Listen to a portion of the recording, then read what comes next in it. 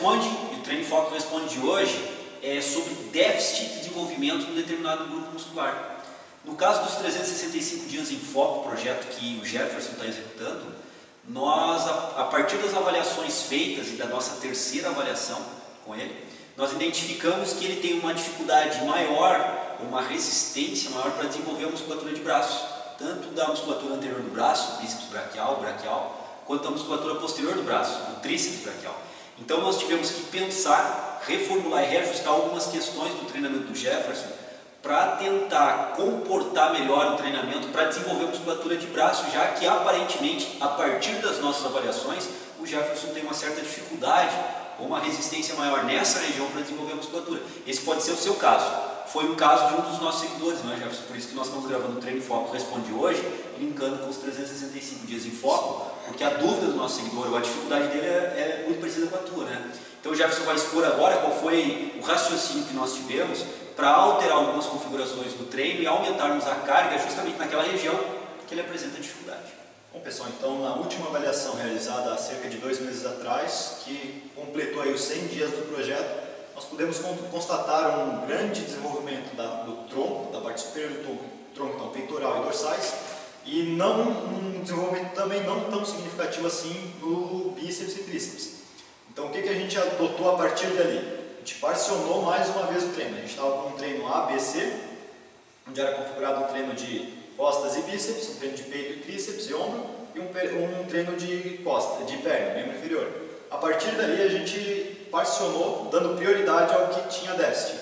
Então a gente deixou um treino exclusivo para bíceps e antebraço, um treino exclusivo para tríceps e ombro, um treino exclusivo para membros inferiores e um treino específico para peitoral e para dorsais. No mesmo treino, treino D, exercícios para peito e para musculatura das costas, onde em uma semana eu executaria primeiramente os exercícios de peito e após os exercícios de costas. Na semana seguinte, na sessão de treino seguinte, executaria o treino de costas e o de peito. Afinal, essa musculatura tem um grande desenvolvimento, então para ir alternando para que não tivesse o desgaste do treino de peito influenciando muito de costas por um longo período de tempo e da mesma forma o desgaste do treino de costas influenciando no treino de peito por um longo período de tempo.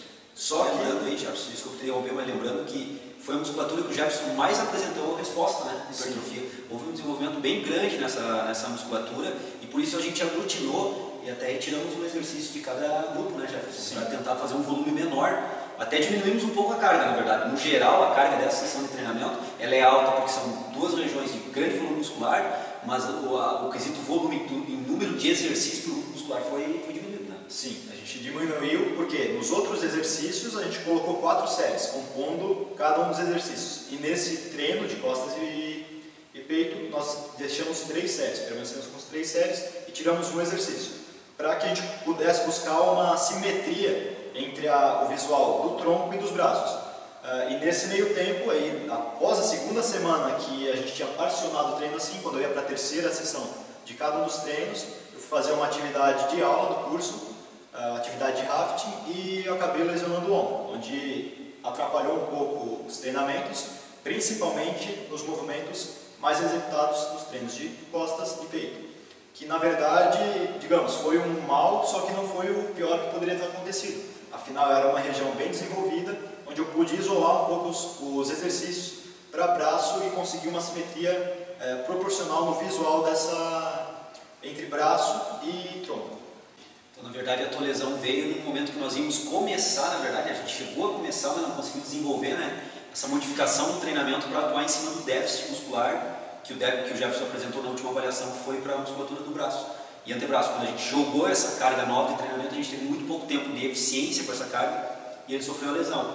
E querendo ou não, né, Jefferson, isso prejudicou um pouco porque influenciou mais a musculatura que tu tinha até mais envolvido. Sim. Mas de qualquer forma influenciou as nossas cargas de treino. E agora daqui 2 semanas a gente tem reavaliação, né? Isso, dia 25 de julho, agora a gente vai fechar 6 meses do projeto, a gente vai fazer a avaliação do ponto de corte do projeto entre a primeira e a segunda parte. Vamos estar exatamente no meio do projeto, né? Isso. No meio do percurso temporal do projeto. Então a gente vai fazer a avaliação novamente e vamos poder diagnosticar se essa mudança surtiu efeito positivo e se surtiu efeito positivo, quanto positivo foi, mesmo com essa influência da lesão. Nós vamos ter que balancear então, mas daqui 2 semanas a gente vai ter mais ou menos essa ideia. Esperamos que daqui 2 semanas também o Jefferson esteja treinando forte, já possa treinar forte.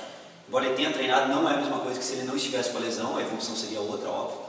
E aí a gente vai rever o programa de treinamento, se mantemos essa configuração, se modificamos, se mantemos mais um tempo para ver se a resposta se adequa com um treinamento mais forte ou não. Então tudo agora vai depender, no meio do projeto, do que vai acontecer com os resultados do Jefferson diante da avaliação. Esse é o princípio básico para a gente continuar a pensar a configuração de cargas de treino específicos para ti. Até mesmo, João, porque tem muita gente que nos questiona, por exemplo, o meu instrutor falou que eu vou ficar 3 meses com essa planilha aqui. E você daqui 1 mês ou 5, 6 semanas, você percebeu que teve uma evolução muito grande, teve um déficit muito grande numa musculatura. Por que você vai continuar mais 1 mês e meio, 2 meses, aumentando esses déficits, essa diferença de uma musculatura e outra? Então, quando você perceber algum déficit, através das suas pesquisas na internet, através principalmente do contato com o seu professor na academia, conversar com ele para modular o seu treino em cima do que você tem mais dificuldade e o que você tem mais facilidade de ganhar. Para sempre estar moldando o seu treino para uma maior harmonia do corpo, tanto o membro superior, inferior e tronco. As mudanças do treinamento elas sempre têm que ser individuais, por isso a individualidade do treinamento específico.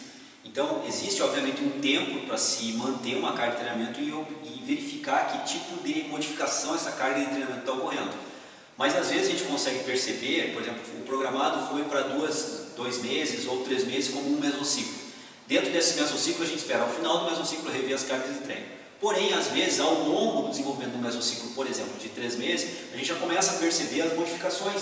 E elas não estão indo ao encontro do que havia sido planejado. Então, cabe, às vezes, embora tenha sido planejado um mesociclo de 3 meses, encerrar aquele mesociclo, às vezes, antes, alterar as modificações de treino e recomeçar um programa de treinamento. Então, tudo é muito individualizado. Obviamente, nós temos prazos que são estipulados como metas de treinamento. Mas às vezes esses prazos e essas metas podem ser alterados para mais ou para menos, dependendo do que a gente vai verificando ao longo do treinamento, tanto do treinamento diário, desenvolvimento de força, quanto da estrutura morfológica que vai se alterando. Então tudo é individualizado, tudo é planejado, tudo tem um prazo, mas tudo pode ser modificável em função das respostas fisiológicas que você vai apresentando ao treinamento. Então nada é uma receita fixa, nada é totalmente pronto e acabado quando se planeja o treinamento. Ela pode haver modificações, pode ser modificações de treinamento ao longo do percurso, como é o caso do Jefferson.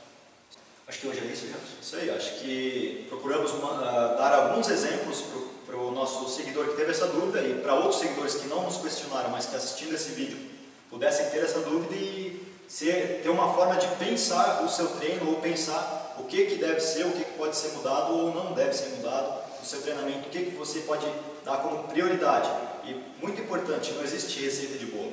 Se for passada uma periodização para 2 meses para alterar, você visualizou antes disso que não está surtindo o efeito que você queria, converse com o seu professor na academia, ele tem uma turma com 20 pessoas, com 30 pessoas, ele sozinho não vai conseguir visualizar isso, é muito difícil. Então se você sentir isso, ter certeza disso, que está tendo uma deficiência de evolução em algum grupamento muscular, ou seu treino não está rendendo o quanto você esperava, o quanto o seu professor esperava, converse com ele, dê as explicações do porquê. Não adianta só chegar lá, eu quero trocar meu treino, em base para ele o porquê você quer trocar o seu treino, o que deu errado, o que deu certo, para vocês conversarem e melhorar de forma a você conseguir alcançar seus objetivos.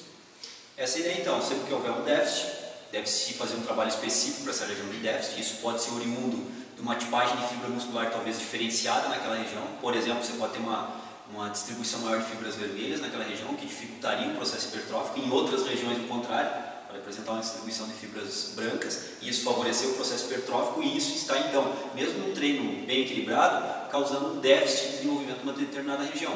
Esse déficit não quer dizer que aquela região regride, mas quer dizer que aquela região não evolui na mesma velocidade que outras regiões musculares. E aí cabe um trabalho específico para isso, como é o caso do Jefferson. Diminuímos um pouco o volume em outras regiões, reformulamos a periodização do treino dele, reformulamos o parcelamento do treino e demos dias de treinamento específicos para braço e antebraço, que é a dificuldade maior dele, apresentada a partir aí da última avaliação. Então acho que era isso, né, Jefferson, pessoal? Isso aí. Então a gente se despede, até o próximo programa, até a próxima semana com o Treino Foco Responde. Um grande abraço, até lá. Valeu. Bom pessoal, aqui nós já podemos ver então o Jefferson fazendo um exercício que, entre outros grupos musculares, atua sobre o latíssimo do dorso. Como eu havia falado antes, se vocês observarem bem o movimento do ombro, é um movimento de extensão do ombro contra a resistência ofertada pelo cabo. Então nós estamos usando aqui a rodana alta, lembrando sempre que ele está fazendo um